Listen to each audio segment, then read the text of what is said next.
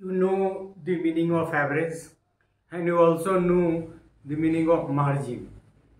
किनारे मार्जिन रख के हम तब लिखते हैं, बाईं तरफ जगह छोड़िए परीक्षा में, दाईं तरफ, और एवरेज दिस प्लस दिस, तीन को जोड़े और तीन से डिवाइड कर दिए तो average, that you have to recall. So cost analysis may be concern either with total cost of education. Total cost you know, मतलब टोटल का मतलब जितना खर्च हुआ हर में, टीचर के क्रम में, स्टूडेंट के क्रम में, इंफ्रास्ट्रक्चर के क्रम में, एंड सबका जो. So there is a concept of total cost of education you must be knowing, or with the unit cost which measures the cost of education for one student and like that. If the total expenditure or cost is divided by the total number of students enrolled in an educational institution, we get the average cost per student. तो मान लीजिए कि आपने x खर्च किया total education पे और y संख्या है टोटल स्टूडेंट की, तो एक स्टूडेंट पे कितना खर्च हुआ वो आपका निकल जाएगा और उसी को हम लोग क्या कहेंगे, एवरेज कॉस्ट. एक्स वाई लिखना इसलिए है कि वो हाइपोथेटिकल कोई दूसरा लेना भी ठीक नहीं है. So if the total expenditure और cost is divided by the total number of students enrolled in an educational institution, we get the average cost per student. तो average cost आप समझ गए. Likewise, if the total expenditure is divided by the number of graduates, it gives us the average cost per graduate. उसी तरह से graduation कराने में कितना खर्च हुआ और कितने स्टूडेंट ग्रेजुएशन किया, दोनों मतलब कॉस्ट को यदि नंबर ऑफ स्टूडेंट ग्रेजुएट से डिवाइड कर दे तो वहाँ भी निकल जाएगा. And same is true with respect to other aspects as well, जिसमें आप ग्रेजुएट का निकालिए, इंटर का निकालिए, पॉलिटेक्निक का निकालिए, इंजीनियरिंग का निकालिए, मेडिकल का निकालिए. It is also necessary to measure the additional cost incurred when one additional student is enrolled. ठीक है, मान लीजिए कि आपका इनरोलमेंट था एक्स स्टूडेंट का, एक्स तो यहाँ कॉस्ट है, आप ऐसा करें वाई ही कर दें इसको.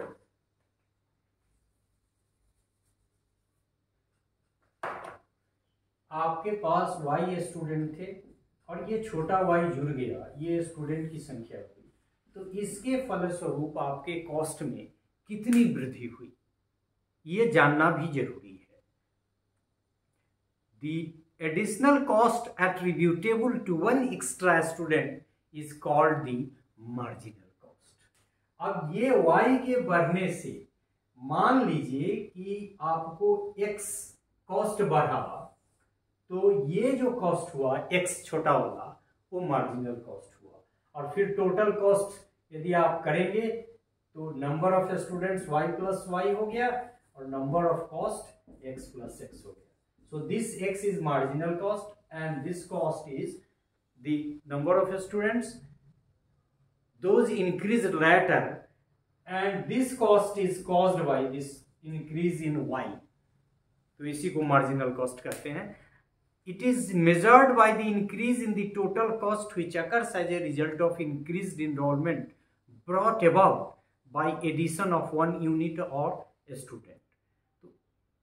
आपने देख लिया कि मार्जिनल कॉस्ट का मतलब क्या है, कि स्टूडेंट के बढ़ने से ऑब्वियस है कॉस्ट में वृद्धि होगी, तो जितनी वृद्धि होगी उसको मार्जिनल कॉस्ट कहेंगे. The reason of varying the average and marginal cost vary in different circumstances. तो ये तो ठीक है कि एजुकेशन सिस्टम अपने आप में एक बहुत डायनामिक सिस्टम है, तो द रीजन्स में भी वेरियस.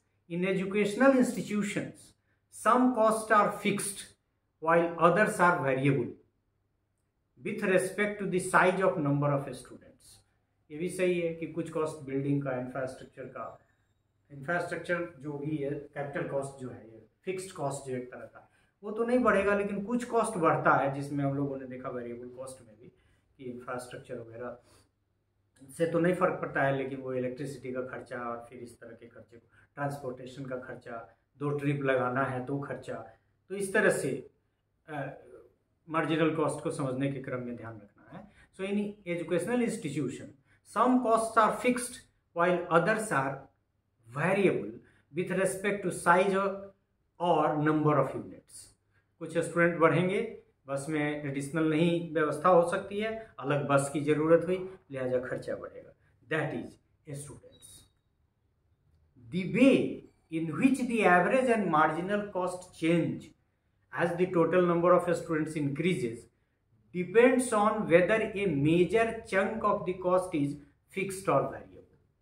मतलब ये जो एवरेज कॉस्ट के बढ़ने और मार्जिनल कॉस्ट के बढ़ने के क्रम में ये जरूरी है कि कॉस्ट कैसा है, फिक्स्ड या फिर वेरिएबल। ऑब्वियस है कि जो कॉस्ट स्टूडेंट के बदलने से बढ़ने से बढ़ जाता है वो वेरिएबल कॉस्ट है। तो there is a role of in average and marginal cost, there is the role of fixed and variable cost.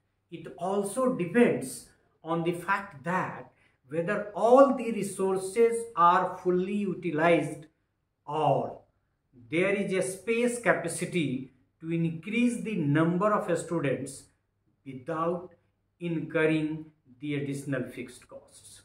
तो ये चीजें भी हो गई। मान लीजिए ऐसा भी हो सकता है कि अब विद्यालय में भी जगह नहीं है, अब उस क्लास में जगह ही नहीं है स्टूडेंट के, एडिशनल क्लास बिना बनाए यदि नॉर्म वगैरह को फॉलो करना है, खास के हमने एग्जाम्पल लिया भी था कि राइट टू एजुकेशन की 1:30 का नॉर्म यदि लेना है तो फिक्स्ड कॉस्ट भी वेरिएबल कॉस्ट का रूप ले लेगा। So in this way we could learn कि जितना टोटल कॉस्ट है उसमें नंबर ऑफ स्टूडेंट को डिवाइड करेंगे तो सिंपली वो आपका एवरेज कॉस्ट निकल जाएगा। मैथमेटिक्स का सीधा है, एवरेज कैसे हम लोग निकालते हैं। दूसरा कि एडिशनल स्टूडेंट के बढ़ने से और कोई भी यूनिट के बढ़ने से, स्टूडेंट के टर्म में ही हम लोग ज़्यादा उसको समझेंगे, तो स्टूडेंट के बढ़ने से खर्चा कितना बढ़ा, कॉस्ट कितना बढ़ा। क्योंकि वो कॉस्ट स्टूडेंट के बढ़ने से हुआ इसलिए वो मार्जिनल कॉस्ट है। तो यहाँ आपने देखा कि y तो पहले था ही नंबर ऑफ स्टूडेंट्स, ये प्लस y और आ गया इसमें छोटा वाला, और तो इसीलिए छोटा x भी बढ़ गया। तो दिस छोटा x in with respect to this increase of छोटा y is the marginal cost. So you have understood average and marginal cost. और फिर हमने ये भी देखा कि एवरेज और मार्जिनल कॉस्ट का रिलेशन फिक्स्ड और वेरिएबल कॉस्ट के रेस्पेक्ट में भी है। एंड एट टाइम्स यदि नंबर ऑफ स्टूडेंट्स बढ़ता है तो फिक्स्ड कॉस्ट को भी वेरिएबल कॉस्ट की तरफ बदलना पड़ सकता है। मतलब ये कहें कि वो फिक्स्ड कॉस्ट ना रह के वो भी वेरिएबल कॉस्ट हो जाएगा। So this is all about this part in which we learn about the average and margin.